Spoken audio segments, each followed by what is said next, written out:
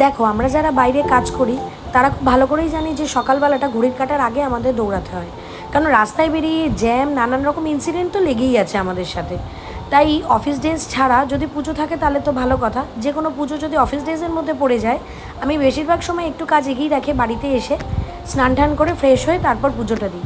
কারণ পুজো তো আর তাড়াহুড়ো করে দেওয়ার জিনিস না।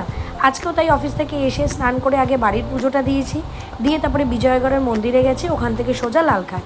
আমি জানি এই মন্দিরগুলোর সাথে তোমরাও খুব পরিচিত, আজকেও হয়তো অনেকে এসছো। আর প্রচুর মানুষের আজকে ভিড়। আর আজকে ভিড় হবে না কেন, আজকে হনুমানজির স্পেশাল ডে বলে কথা। আর মন্দিরগুলো কিন্তু খুব সুন্দর করে আজকে সাজিয়েছে, আর ওনাকেও কিন্তু আজকে দেখতে বেশ ভালো লাগছে। তারপর ওখান থেকে বেরিয়ে নিজের কিছু কয়েকটা কেনাকাটা ছিল সেগুলো সারলাম। আর তারপর অমলান একটা জায়গায় দাঁড়িয়ে ওনার পেট ভোজন করলো। পেট ভোজন করার পর আর কোনো দিকে তাকায়নি, বিশ্বাস করো। এত গরম লাগছিল, তাই সোজা একদম ফ্ল্যাটে এসে হাজির হলাম।